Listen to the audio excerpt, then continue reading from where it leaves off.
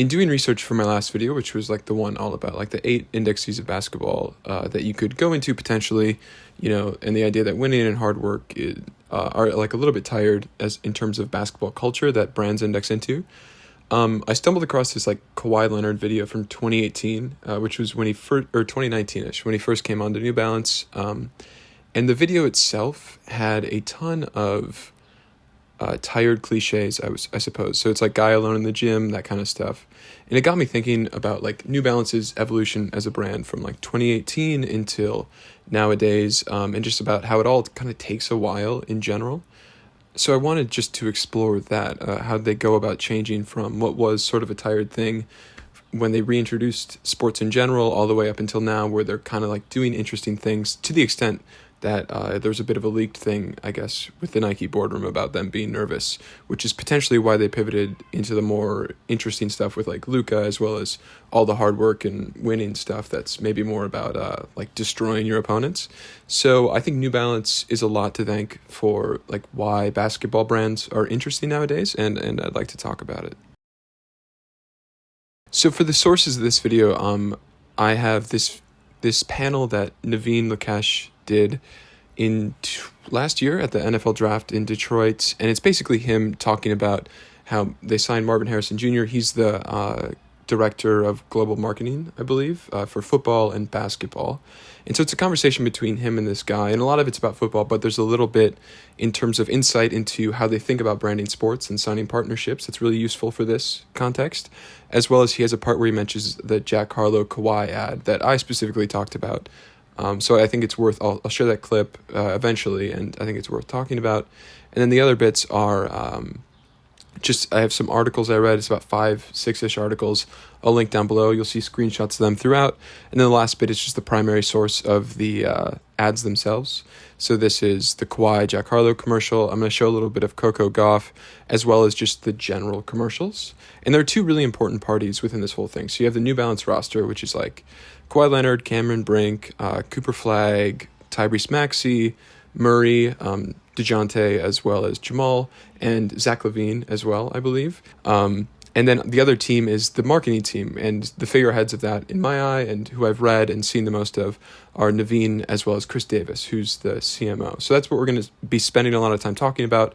But before we get into that, we should talk about the CEO switch that happened in 2018. So in 2018, the CEO of New Balance stepped down. They brought somebody new up into the forefront, and I think there was probably momentum going with this, but the big deal was that they want to get away from this dad shoe idea, and they're comfortable shoes for older folks, and a lot of their thinking was, we're going to do this through sports and performance, and in order to do that, we have to like re-enter the sports field in an interesting way.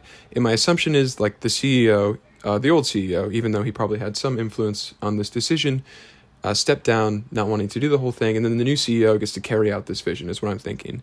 So in 2018, they signed Kawhi Leonard, and in 2019, they make this advertising around him, and he had been considering re-signing with Jordan, but he did not, as a result of, I think they weren't going to offer him a shoe, they offered him less money, and at the time, and still to a certain extent today, Nike is like the big game in town, and people come to Nike as opposed to Nike coming to them.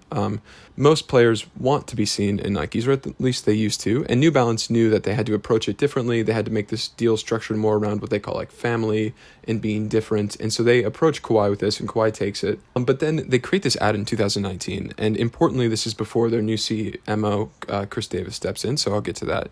But they make this ad, and to me, it's the cardinal sin of basketball advertising. So it's Kawhi alone in a gym.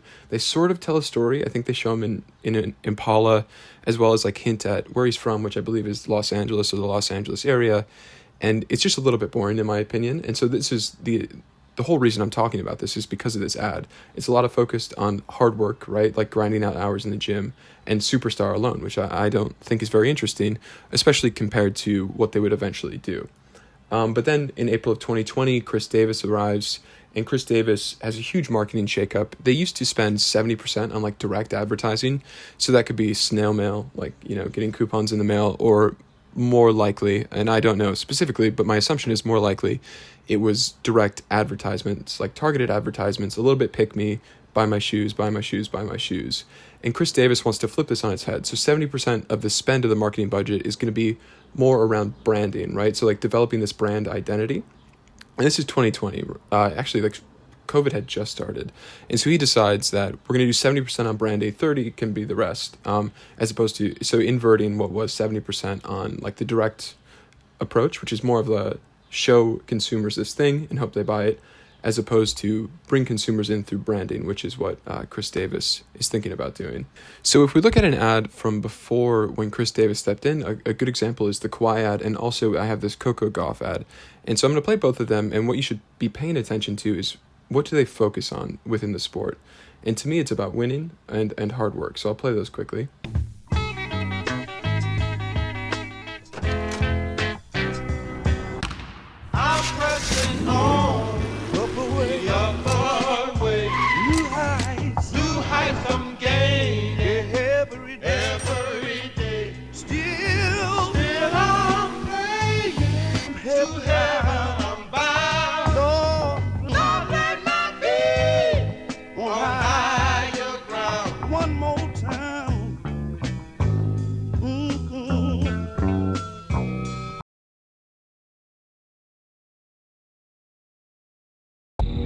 I want to win slams and I want to be the greatest.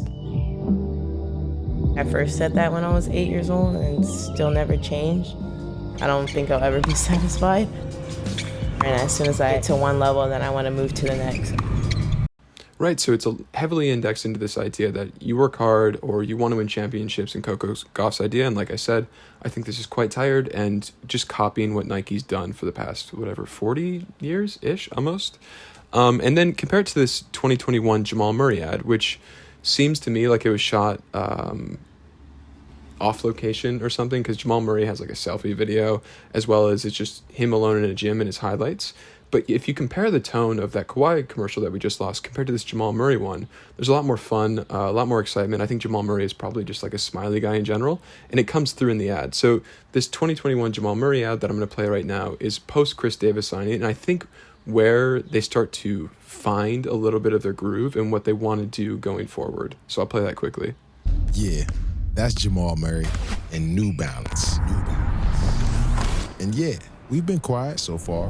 Jamal, on the other hand, oh, he real loud. In fact, Maul's been different from the jump. My guy doesn't even own a car. Still gives driving lessons, though. He'll rip your heart out, then help you back up. Kid's from Canada, after all. That's me. So go ahead, snub away. We got bigger titles to chase. Jamal, how you feeling? Perfect.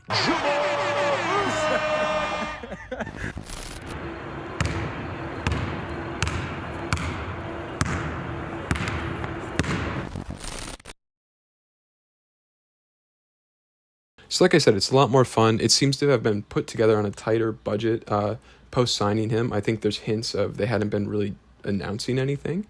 And so maybe they felt like they had to do something. So they made this ad. And yeah, like Jamal Murray smiley, there's that one moment where he goes for the crossover and the ball goes off camera and he kind of smiles. And then he does like the little thing that he does in the new ad as well, where he's like playing with his beard and mustache and eyebrows. And yeah, I think it's a shift from where New Balance re-entering sports, it's like completely understandable why they would do this, where they were doing a little bit more of a Nike thing. And then in this Jamal Murray ad, and I'm sure it had way more to do than just signing Jamal Murray, it's probably internal stuff, they find this sort of thing where it's a little bit more fun. And this kernel of fun, in my personal opinion, is sort of like the through line philosophically that we see develop into the new commercials nowadays, where Maxey passes to Flag, passes to Kawhi, passes to Cameron Brink, passes to... Is there anybody else in that commercial? Oh, Jamal Murray. It's Jamal Murray. I just talked about him doing the beard thing. Yeah, so it's like them passing around, which I think is a lot about fun. And they've taken that into all their other sports, from baseball to like international football, as well as tennis, like with Coco Gauff. Yeah, so I think that Jamal Murray ad, in conclusion of this little section, is more about just like fun and the spirit of sports in general, not having to do with winning entirely. Although there is like some of that as well in the commercial, because it's tough to get rid of that stuff, you know? So if that Jamal Murray thing is New Balance sort of seeing the kernel of what they could be doing, and there are other ads as well that are sort of fun and played around with the intelligent choice stuff, which is, I think, a thing since the 80s. Speaking of, I forgot to mention, they used to be in basketball, and Kawhi was their first big signing since the 80s. I believe it was James Worthy, I believe. And that French fashion brand that I can't pronounce. They made those 550s that were kind of inspired by that old New Balance basketball stuff. But yeah, that Jamal Murray ad is sort of the kernel of what New Balance can become. I see like the fully coming into their own, like fully finding their aesthetic as well as tone stride was when they made this Coco Gauff Miami commercial, which was 2022. And then they made about a couple months after that, they released the Jack Harlow Kawhi Leonard commercial. And these two things happened to coincide with Naveen Lakesh, who I mentioned earlier. I watched that panel video and researched for my 8 Indexes video, came into being. And he has this really great thing to say about how, well, first off, it should be less about the brand and more about the athlete. I completely agree with him. And the sport itself, I would also add. And he has this really nice bit where he's talking about the Jack Harlow and Kawhi Leonard ad, and it only works because Kawhi Leonard is truly great, and these shoes are like actually good for basketball. So we'll play that quickly. How do you take into consideration how those efforts impact the lifestyle side of New Balance? For example, the Jack Harlow Kawhi Leonard spot you guys did a couple years ago was one of my favorites. Taking a step back, the sports categories, the performance products. Another fun fact I learned is 95% of football, American football cleats are sold to people 18 and under.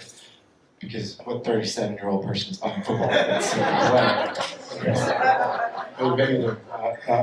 less. Not it. So our point of view is that's consumer we want to go after. We had to go make the American football cleat for them to buy something, fall in love with us, and then go buy the lifestyle pair. So all sport categories are, I would say, energy categories for us to create phenomenal energy and then sell a basic $65 simple shoe that every mom, dad, and son can wear. So that's the connectivity. Is we won't see tremendous sales and growth on performance stuff, basketball performance, or the football cleat because you can only wear it on field. At least basketball you can wear across it, and that's where Jack came into play.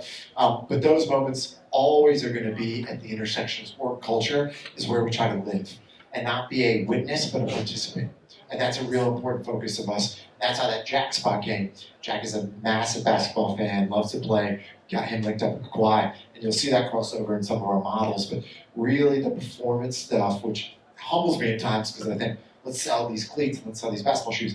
It's really to be a catalyst for our lifestyle business. Because that every person wears, you have to get up and wear shoes every day, no matter what. And we just want to be on those feet. And so our performance business represents a small percentage of our revenue, while the lifestyle represents a huge amount because the opportunity is so great there. So that's how those intersect is we can't be selling those lifestyle shoes. We could never make that Jack spot without Kawhi. And so I think this ad is just so much fun, and it's clearly when they decided, first off, it's that they play that song all the time now. Hey, you!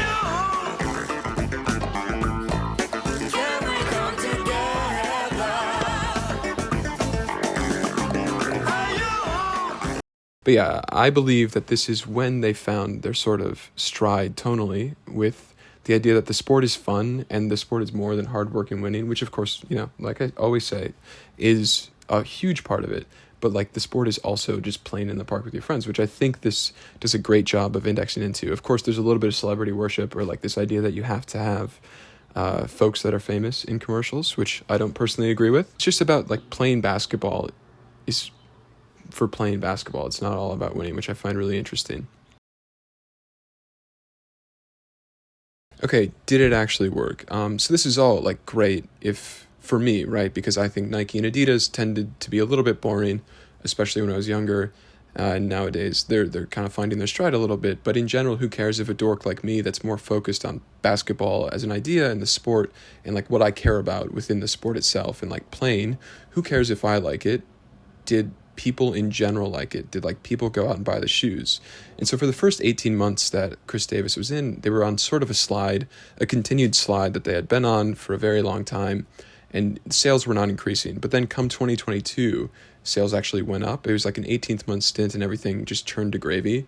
And so from 2020 to 2024, sales or profits have nearly doubled. I'll have the actual thing like right here. And so yes, it like has worked. This focus on branding has worked actually quite well.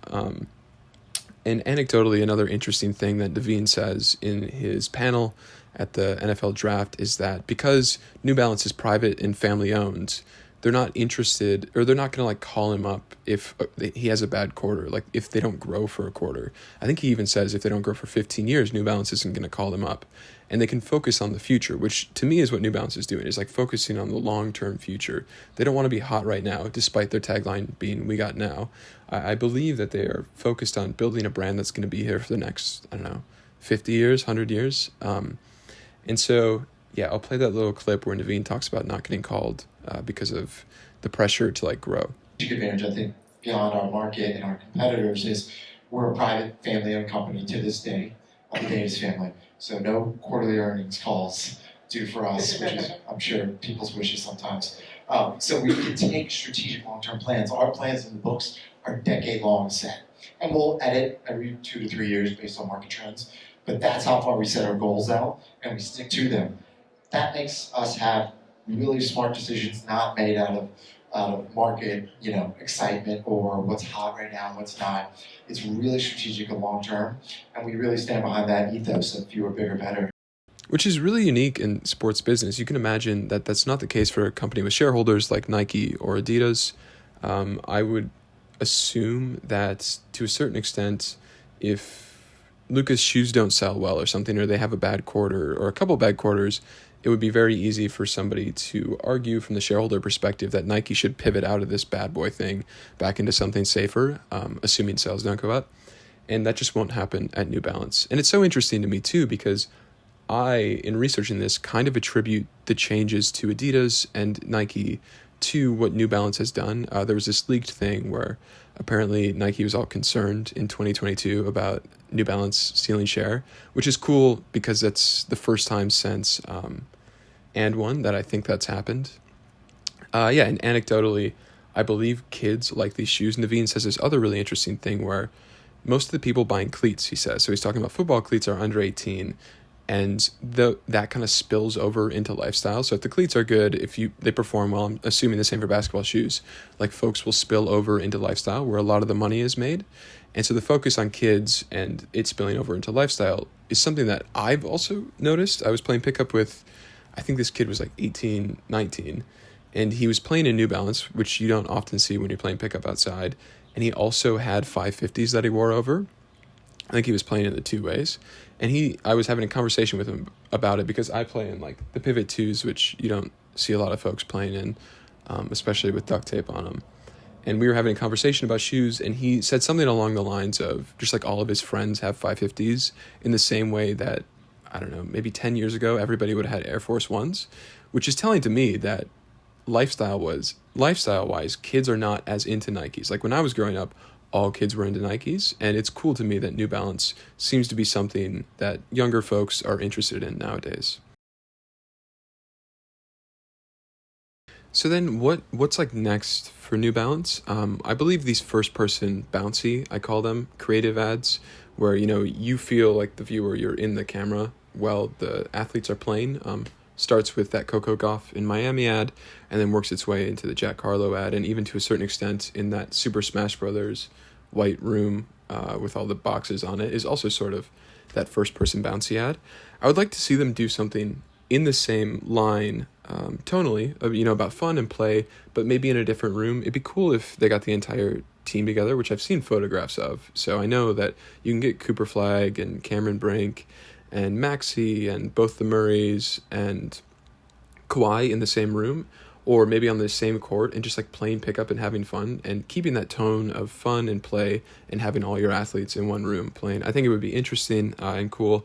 Or conversely, I think another cool thing that they could do if they have like $100,000 to give some artsy kid to make like a pickup basketball equivalent of that grade A's thing I showed in the last video, where it's something like deeply, I don't know, it's like deep to some like artist's vision of what basketball is. It just make it normal people like playing pickup or playing with their friends or something. Also interesting is maybe like Cooper Flagg playing pickup with his brother, like one-on-one with his brother or something, which is also another thing to talk about quickly. Is the introduction to the Cooper Flagg video is very cool. Him on the team. It has like the Intelligent Choice newspaper. It has that steezed out kid delivering the newspaper, and it's just the green and white is very pretty as well. And well, yes, he is shooting alone. It seems more like he's shooting for like the pleasure of shooting a basketball and making it and dunking it and all those things, as opposed to any other basketball commercial where he's grinding it out. And per usual, they just have like a great choice of song. It's that Glory Bound song. But I'll play it. I'm interested to see what they do next. That Cooper Flag commercial is good. And like I said, hopefully they keep going on the fun thing, but maybe switch out of that blank white room, because that's getting a little bit tired to me as well.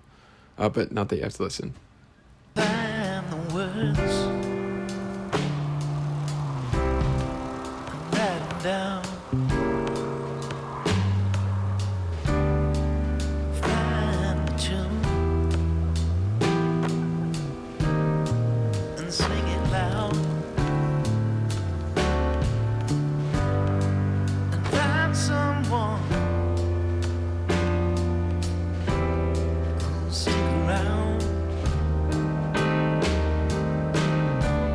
Take it in, you're glory bound.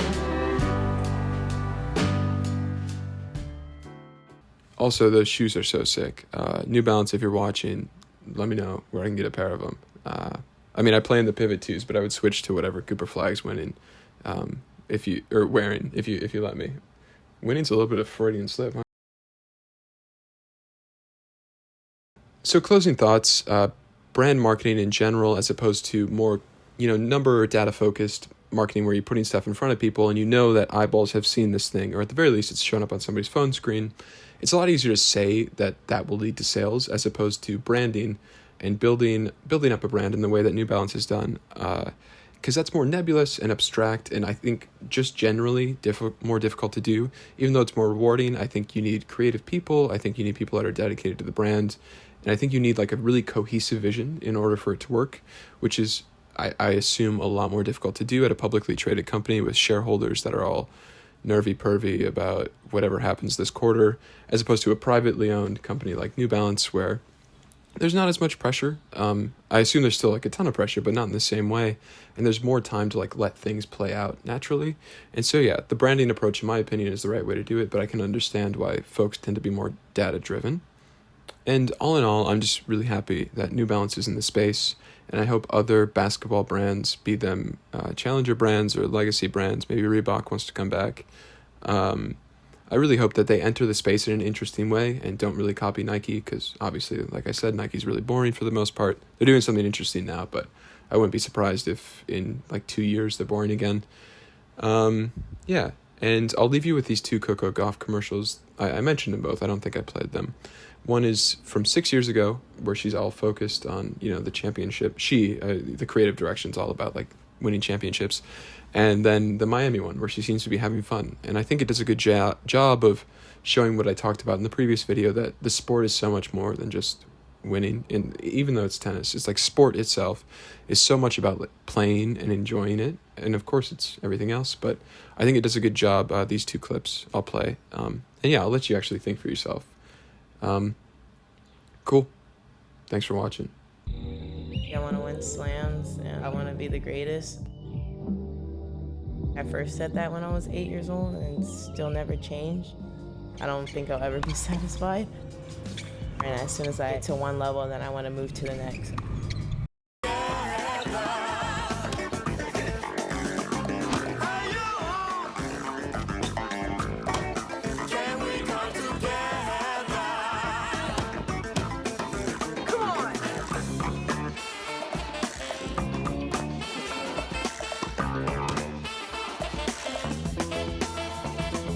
New Balance. We got now. If you made it this far, I appreciate your attention, and if you gave your attention to something this long, that must mean you probably want to give your attention to things in general. So I have a few recommendations. I would recommend The Power Out by Electra Lane if you're looking for something to listen to. I would recommend reading The Caligula Problem by Cormac McCarthy if you want to like hop off of YouTube and watch or read something. Otherwise, just go read a book. That's also good, whatever's on your shelf. And is there anything else? I would recommend, if you want to stay on YouTube, watching Tristan Harris and Asa Raskin's The AI Dilemma. All right, peace and love.